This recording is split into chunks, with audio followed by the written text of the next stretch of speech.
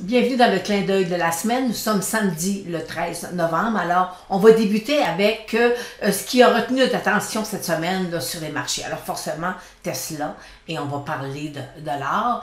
Et par la suite, on va faire un survol des secteurs. Les secteurs, donc cette semaine, je suis plus américaine. Par contre, je termine avec un secteur sur le marché canadien. Et on va terminer tout le segment avec, c'est juste du technique. La semaine dernière, je vous ai présenté 3 titres. Et sur les 3 titres, il y en a 2 qui ont explosé. Et je vous en offre un autre cette semaine qui est dans le secteur aurifère avec une cible point d'une figure et en même temps avec une figure technique d'un W. Alors, comme ça, ça va vous permettre aussi de l'apprentissage des figures techniques, ces points d'une figure. Alors c'est beau, fait qu'on y va. On débute immédiatement avec qu'est-ce qui a retenu notre attention cette semaine. Alors, qu'est-ce qui retient notre attention de la semaine qui vient de se terminer? C'est le titre de Facebook qui maintenant va s'appeler Meta Platform, c'est officiel. On les a maintenant là, quand on va sur les plateformes de graphiques. Là, alors, il s'appelle maintenant Meta Platform. Et moi, personnellement, je pense que le FB va disparaître. Ils vont enlever Facebook pour que Facebook soit juste une entité dans Meta Platform. Alors, mais ça, c'est mon humble opinion. Aussi, Tesla a fait parler beaucoup de lui aujourd'hui, cette semaine.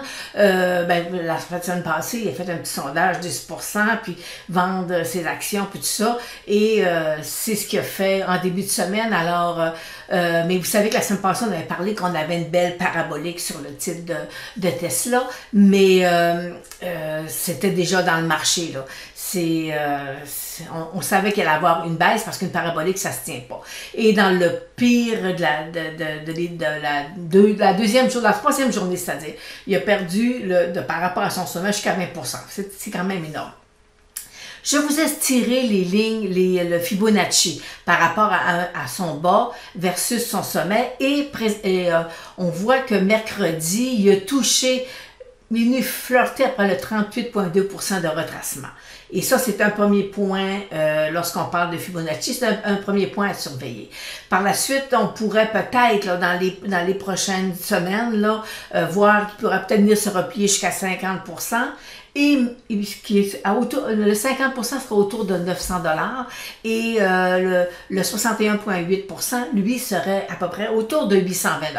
Alors, mais voyez-vous, ma moyenne mobile 200 jours, elle est toujours haussière. Alors, c'est un titre qui a encore de la force, c'est un titre il y a beaucoup de spéculation dedans, il y a beaucoup de volatilité dans le titre. C'est un titre, mais vous savez, c'est pas un titre qui est... ce qu'on appelle dans le jargon qui est cheap. Là. Il se transige à 39 fois sa valeur comptable et à plus de 100 fois, je pense que c'est 120 quelques au niveau de ses bénéfices. Et il y a un bêta de 2. Alors, voyez-vous, c'est énorme, là, parce qu'un bêta, généralement, le marché est à 1. Fait que lui, ça veut dire qu'il est beaucoup plus à risque, beaucoup plus volatile, beaucoup plus spéculatif qu'un titre qui a un bêta à 1. Alors, fait que c'est jusqu'où le marché va réagir. Fait qu'on s'attend à avoir encore beaucoup de volatilité. Pour l'instant, j'ai pas de cible baissière sur le titre. Par contre, on voit que mes indicateurs, mon stochastique est en train de vouloir descendre là, doucement. Alors, c'est possiblement que le 1250, là, ça serait peut-être un sommet là, qui pourrait perdurer là, pendant encore plusieurs semaines, plusieurs mois, avant qu'il soit franchi parce que mes indicateurs sont à la baisse.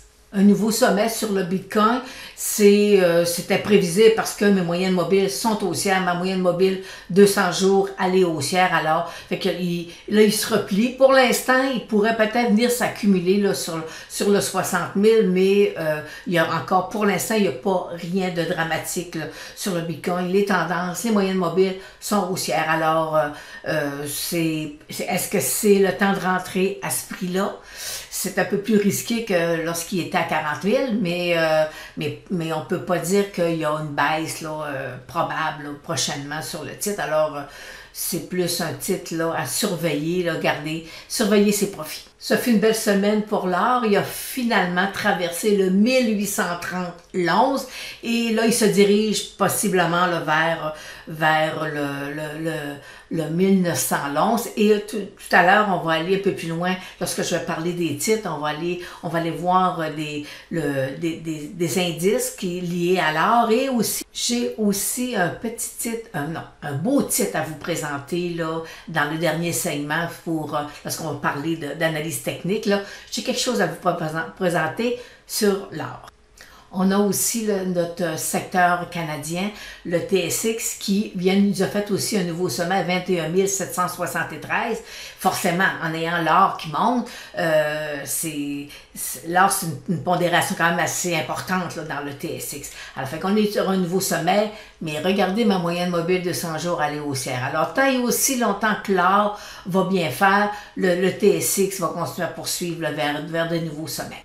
Et on va terminer avec le secteur de la santé sur le marché canadien. La semaine passée, je vous ai présenté, je vous disais, il est dans un couloir baissier et il fallait qu'il sorte hors de son couloir pour que ça devienne un point d'entrée. Et vous savez que le secteur de la santé, c'est des titres de cannabis en grande majorité là, qui ont fait exploser là, le TSX de la santé hors de son couloir.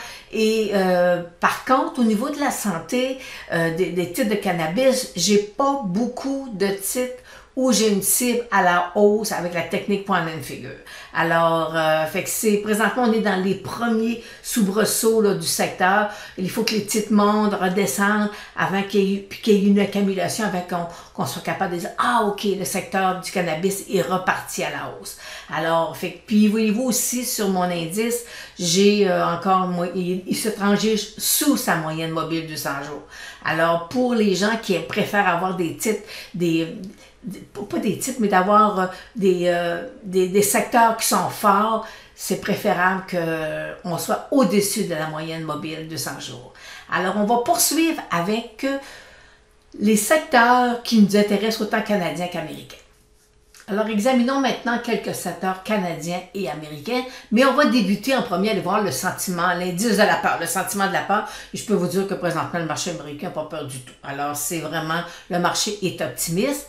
Cependant, on va aller voir le graphique de cet indice-là.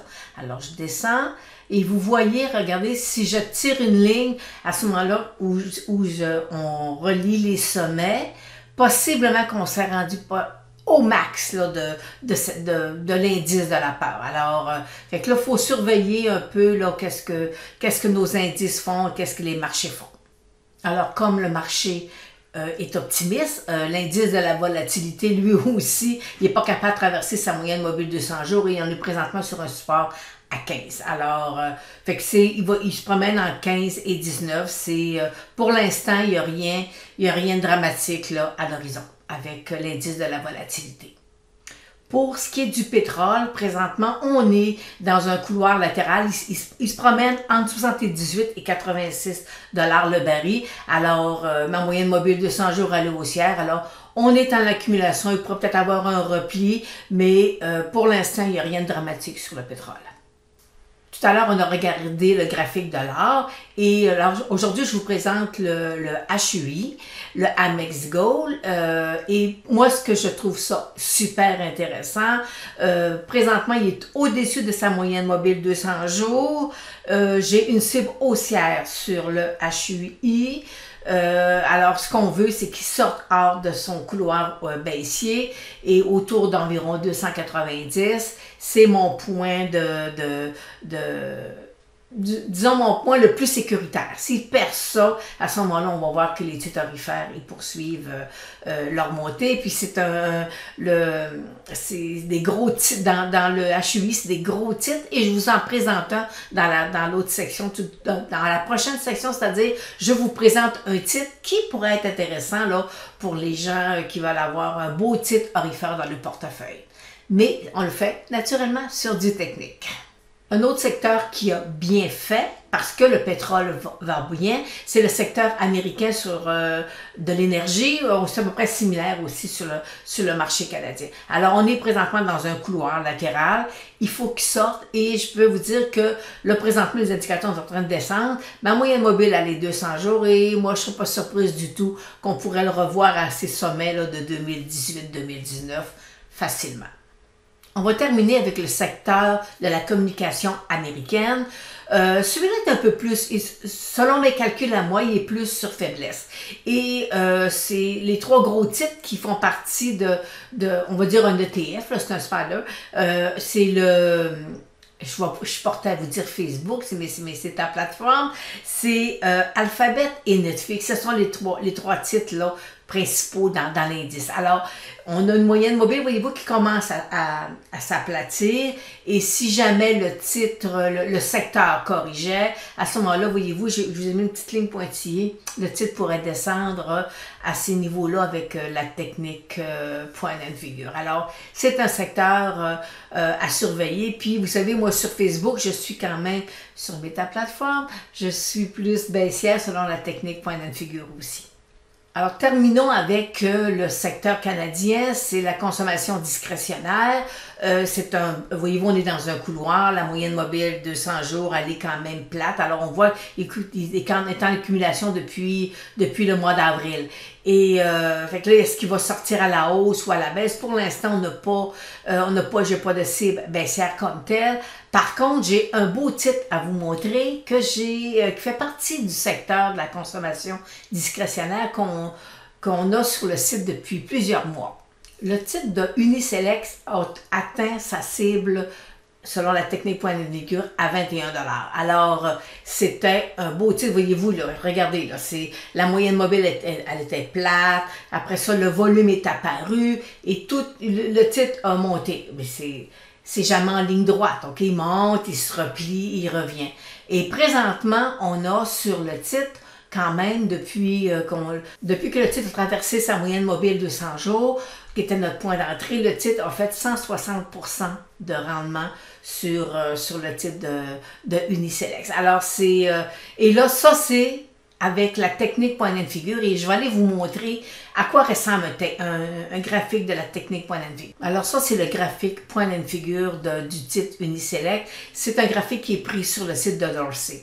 Et on voit ici la belle accumulation qu'on avait ici, nous donnait, on était quand même capable de prévoir que le titre devrait toucher autour de 21 $.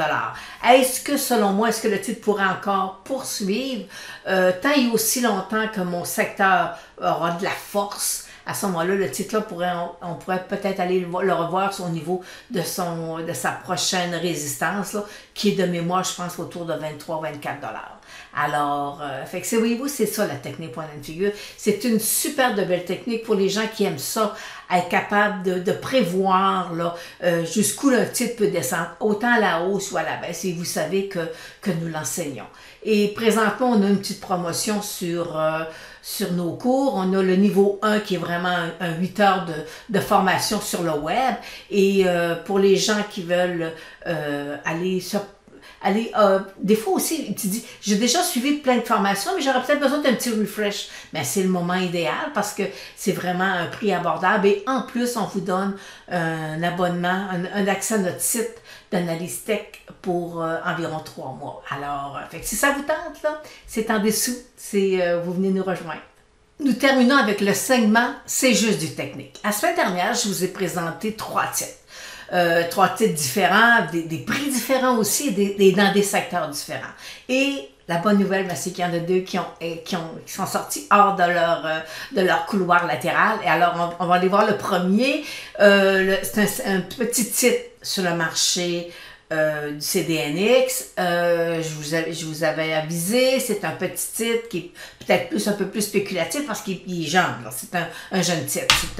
Alors, fait que voyez-vous, il est sorti hors de son couloir latéral. On avait un prix de sortie autour de 72, puis le titre a monté jusqu'à 88 sous. Alors, et on devrait possiblement aller le voir. Il va aller tester là, son sommet du mois de mars là, autour d'$1, $1.10. $1.10, $1.20 à peu près. Là, si le volume poursuit, là, c'est parce que ma moyenne mobile, là, ce que je veux aussi, c'est que ma moyenne mobile se mette à courber une courbe positive. Là, alors, fait que c'est un titre qui pourrait nous donner des belles surprises là, d'ici les prochains mois. Le prochain titre, c'est celui de Dundee. Forcément, hein, on est dans le secteur des ressources. Alors, lui, j'ai une cible, j'avais un point d'entrée. Il a sorti hors de son couloir latéral et il l'a fait vendredi. Il y a quand même du volume sur le titre. Et j'ai à peu près, j'ai une cible autour de 2,40 $. Alors, mais si vous voyez bien, là, c'est une espèce de bol qui est en train de nous faire, là. Et ces figures techniques-là, ils prennent des mois à se former. Et il va monter, il va redescendre. Après ça, là, je vais peut être capable d'aller vous faire d'avoir une cible à long terme. Mais pour l'instant, mon objectif, c'est environ 2,40 $, là, 2,30 $, là. C'est son sommet qu'il nous a fait en avril 2018. Alors, c'est un beau titre là, pour les gens qui veulent faire du swing. Alors là, je vous présente le titre que je vous ai mentionné tout à l'heure, qui était dans le secteur orifère. C'est un titre qui fait partie de la Mexgo, du HEI. Alors, c'est Agnico Eagle. Bon, moi, première des choses, j'avais une cible baissière sur le titre à 68 $ avec la technique point de figure depuis belle lurette, là. Et le titre, il l'a défoncé et il est venu nous faire un double bas. C'est parfait.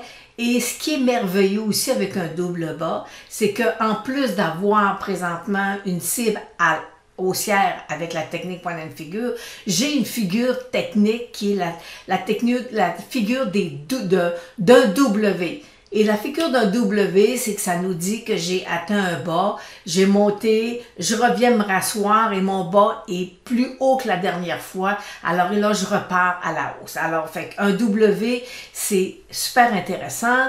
On a aussi, par contre, voyez-vous, ma moyenne mobile 200 jours, elle est toujours baissière. Alors moi, personnellement, mon point d'entrée devrait être autour de 74 $ sur le titre d'Agnico Eagle, pour après ça être capable là, de poursuivre à la hausse. J'ai aussi, vous voyez, j'ai une ligne pointillée, c'est une inversion de la tendance et je vais aller vous le mettre un peu plus à long. Alors on voit que le sommet de 2020 à plus de 110 $, ben après ça, lui, il a cassé comme l'ensemble du secteur.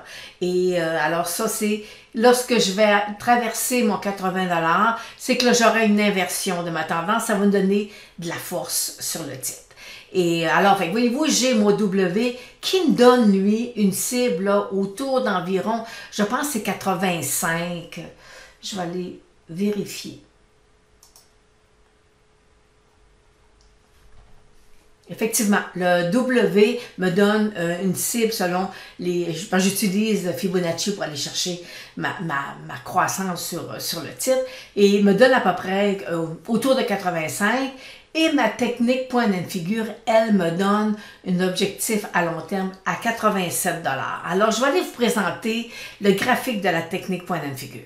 Regardez le beau graphique, c'est super intéressant. On a un bas qui est un peu plus haut. Ici, on le voit très bien, là. Et après ça, il a monté, il a redescendu. Et là, tout ce qu'il veut, c'est être capable, c'est lancer. Et il va aller, ma cible, point and figure, est autour de 87 $. Alors, c'est un titre. Tant et aussi longtemps que je suis sous mon point d'entrée, tout à l'heure je vous disais 74 à peu près, là. À ce moment-là, je vais 73 ma résistance. Et que le volume va être là, ça veut dire que le titre pourrait s'apprécier d'ici les prochains mois, là, avec le secteur orifère qui poursuit à la hausse. Alors, le titre pourrait aller toucher le 85, les 87 $. Alors, c'est un beau titre, c'est un super de beau titre dans le secteur orifère qui, techniquement, nous pourrait donner une appréciation intéressante. Alors, qu'on va revenir la semaine prochaine sur les titres que je vous propose présentement.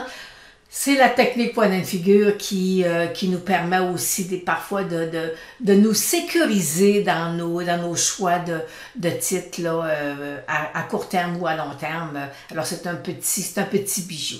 Alors, là-dessus, je vous quitte et je vous dis à samedi prochain.